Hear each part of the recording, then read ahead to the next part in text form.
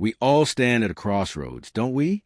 A place where intention clashes with inaction, where the vibrant tapestry of our dreams remains unspun, not because we lack vision, but because we get lost in the intricate knots of our own minds. It's a silent, pervasive epidemic. This paralysis by analysis, this relentless loop of hypothetical scenarios and self-doubt that keeps us tethered to the starting line, even as the race of life unfolds around us. Why do we do this to ourselves? Why is it that the very instrument designed for our survival and progress, our intellect, so often becomes the architect of our stagnation? We dissect every possible outcome, every minute detail, every potential pitfall, until the sheer weight of possibility crushes the spark of initiative. This isn't just about procrastination. It's a deeper, more insidious cognitive trap, a constant rehearsal of life rather than its lived experience. We are architects of elaborate mental constructs, building empires of what-ifs and should-haves that never quite materialize into the solid structures of did. Millions grapple with this silent torment, feeling the incessant hum of unfulfilled potential, the nagging whispers of tasks undone and goals unpursued. It's a universal human condition, an invisible barrier that separates us from the lives we envision. But what if there was a way to dismantle that barrier, to silence the internal chatter, and finally step into the arena? This wasn't just a fleeting thought for Peter Hollins. It became an obsession, a profound intellectual quest to understand the root causes of this mental paralysis and, more importantly, to forge a path towards liberation. He wasn't content with just identifying the problem. He dedicated himself to uncovering the practical, actionable solutions that could transform our internal landscape and, by extension, our external reality. Tonight, we embark on a journey through his profound insights, a quest to unlock the simple yet revolutionary truths that enable us to think less and, crucially, to do more. Before his profound insights crystallize into the pragmatic wisdom found within Think Less, Do More, Peter Hollins himself navigated a labyrinth of internal struggle that mirrored the very challenges he would later help others overcome. His early career, while outwardly successful in certain respects, was privately marked by an almost crippling tendency towards overanalysis. He was, by his own admission, a master of intellectual gymnastics, capable of dissecting problems from a dozen different angles, crafting intricate strategies, and anticipating every conceivable hurdle. Yet, this very intellectual prowess often became his undoing. Projects would stall, deadlines would loom, and opportunities would slip through his fingers, not because of a lack of talent or intelligence, but because he couldn't bridge the chasm between contemplation and execution.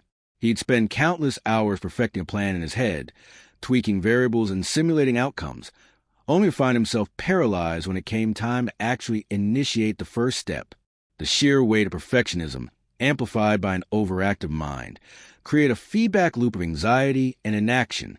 He recalls instances where he would map out an entire book chapter, down to the nuances of sentence structure, only to stare at a blank screen for days, unable to type the first word because it didn't feel perfect enough in comparison to the grand vision in his mind. This wasn't merely a personal quirk. It was a deeply frustrating and professionally debilitating pattern. Colleagues would move forward, seizing opportunities with a more good-enough approach, while Hollins remained trapped in the gilded cage of his own meticulous thought. He witnessed the paradox firsthand. The more he thought, the less he accomplished. This wasn't just about productivity. It chipped away at his self-esteem, fostering a nagging sense of inadequacy despite his clear capabilities. He observed others who seemed to effortlessly transition from idea to action, achieving tangible results with a seemingly simpler, less tortured approach. This stark contrast ignited his profound curiosity and, eventually, his relentless pursuit of a solution.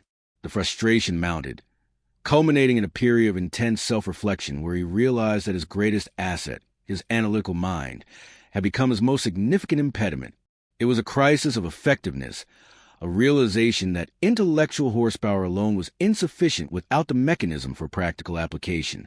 This personal crucible forged the foundation of his work, transforming his own struggle into a universal mission to dismantle the psychological barriers to achievement.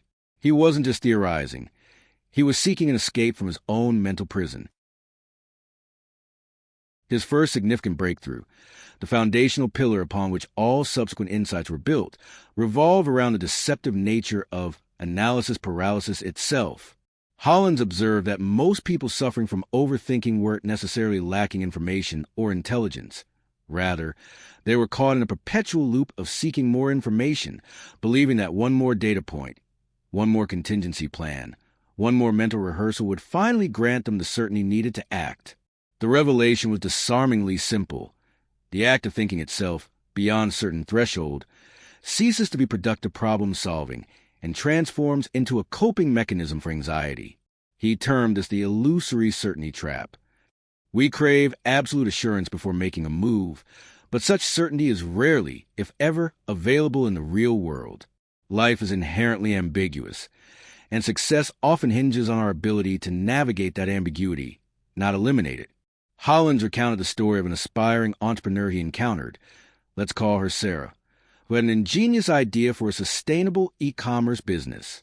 Sarah spent nearly 2 years in the planning phase, meticulously researching suppliers, optimizing website layouts in her head, drafting elaborate marketing campaigns, and even running theoretical financial projections. Every time she felt she was on the verge of launching, she would find another variable to scrutinize, a new competitor emerging, a shift in market trends, a slightly better packaging option. The mental model she built became so complex that the simple act of taking the first step, building a basic prototype website or contacting a few initial suppliers, felt overwhelmingly daunting. Her thinking wasn't leading to clarity. It was manufacturing new reasons for delay. Hollins's insight here was that the thinking wasn't actually about problem solving. It was a form of psychological self-soothing, a way to feel productive without taking the risks inherent in real-world action. The first principle, then, was to recognize that action is not the result of perfect clarity, but rather the producer clarity. You don't wait for the fog to lift. You drive into it, and the path becomes visible only as you move forward. He advocated for a radical shift. Instead of striving for 100% certainty, aim for good enough and iterate. The perfect plan implemented too late is always inferior to a good plan executed immediately. He cited the concept of ready, fire, aim, a strategic approach where the emphasis is on immediate action to gather real-world feedback, which then informs subsequent adjustments and refinements. This principle challenges the ingrained notion that thorough pre-planning is always superior, revealing that often it's a sophisticated form of self-sabotage. The breakthrough wasn't about thinking less in a vacuum, but about reorienting our thinking towards action, using minimal viable plans to initiate momentum rather than elaborate blueprints to defer it.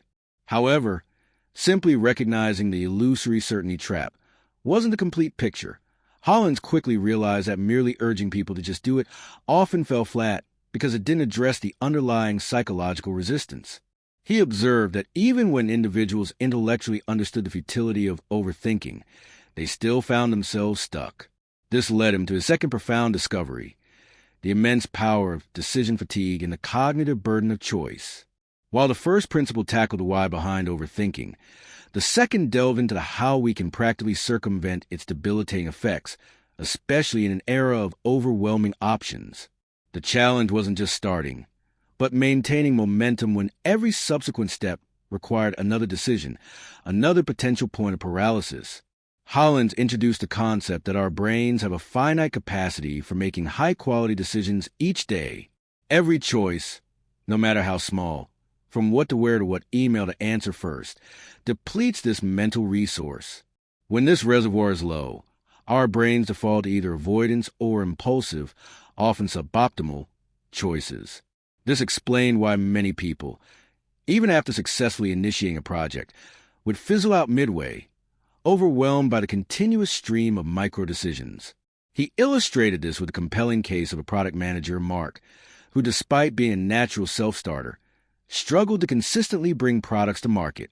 Mark would begin with immense enthusiasm, but as the project progressed, he found himself spending hours agonizing over minor feature details, user interface choices, or communication strategies for his team. Each decision felt monumental, leading to late nights and eventually burnout.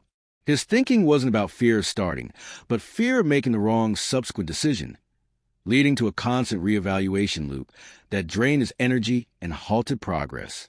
Hollins' solution was not to eliminate thinking, but to strategically predecide as much as possible, effectively automating or delegating low-stakes choices to preserve cognitive bandwidth for truly critical decisions. This principle manifests in various forms. Creating routines to eliminate daily micro-choices, setting clear boundaries for acceptable outcomes, or adopting if-then plans where certain conditions automatically trigger predetermined actions. He highlighted the example of highly successful individuals who often wear the same outfit or eat the same breakfast every day, not out of eccentricity, but as a deliberate strategy to conserve mental energy for their most important work. The deeper truth was that thinking less wasn't about intellectual laziness. It was about intelligent energy allocation. It was about recognizing that the greatest drains on our mental resources aren't always the grand challenges, but the cumulative weight of countless trivial choices. By consciously reducing the number of decisions we have to make in the moment, we free up our minds to act decisively when it truly matters, turning sporadic bursts of action into sustainable, long-term progress. This wasn't merely about starting, but about building an unstoppable momentum by simplifying the path ahead. The grand synthesis, the unifying aha moment that tied all of Hollins' observations together, was a profound understanding that our pursuit of certainty and our struggle with decision fatigue are merely symptoms of a deeper, more fundamental human tendency: the overestimation of the impact of individual actions and the underestimation of the power of consistent, incremental momentum. The unifying principle then wasn't just think less, do more in isolation, but think less, do more, and trust the process of iterative action. The illusion we live under is that success is a result of a single, brilliant, perfectly planned move. In reality, it's the accumulated effect of hundreds, if not thousands, of imperfect, messy, yet consistently executed steps. The breakthrough was in realizing that momentum itself is the most powerful antidote to overthinking. When we are in motion, even stumbling motion, our brain shifts from analytical mode to problem-solving mode. The very act of doing provides real-world feedback, clarifying the path forward far more effectively than any amount of internal deliberation ever could. Hollins explained that the human brain is wired to respond to progress. Even small wins, minor accomplishments, and the simple act of checking off a task release dopamine, reinforcing behavior and creating a positive feedback loop. This contradicts the overthinker's paradigm, which holds that results must precede action. Instead, Hollins inverted this. Action must precede results, and results, even minuscule ones, fuel further action. The profound insight was that the paralysis isn't just about fear of failure. It's often a fear of starting something that isn't already perfect, a fear of the unknown steps that lie between the pristine mental blueprint and the messy reality of creation. By embracing iterative action, taking a small step, observing the outcome, adjusting, and taking another small step, we bypass the need for absolute certainty. We replace the monumental task of predicting the future with the manageable task of responding to present. This grand synthesis is about accepting that competence isn't built in a vacuum of thought. It's forged in the crucible of experience.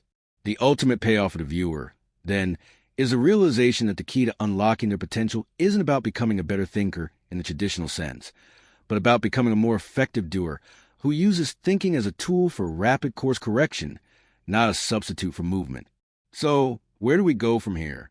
We've journeyed through the intricate landscape of overthinking, from its pervasive nature to its insidious grip, and then to the liberating breakthroughs that Peter Hollins meticulously uncovered.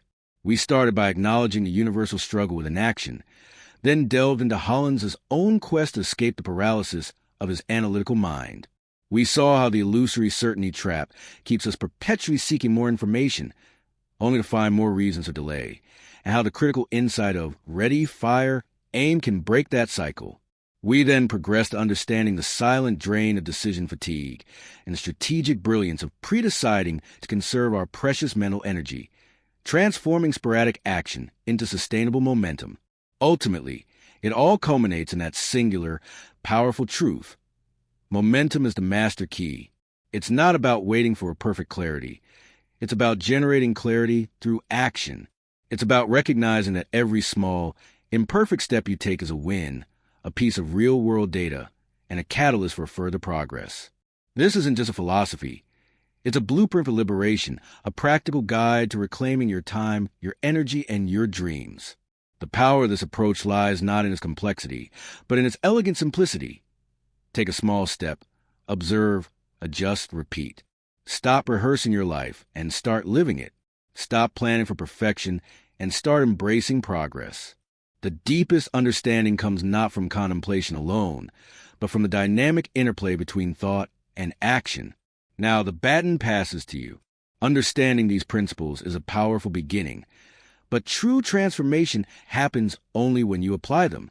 Don't let this insight remain another piece of fascinating information. Let it be the ignition for your next bold move. Take that first small step, disrupt the cycle of overthinking, and feel the exhilarating momentum build. Join a community committed to growth, to doing more, and to achieving the extraordinary. Subscribe now, and let's build a future of action together. The world awaits your contribution, and it begins with that one decisive, imperfect step.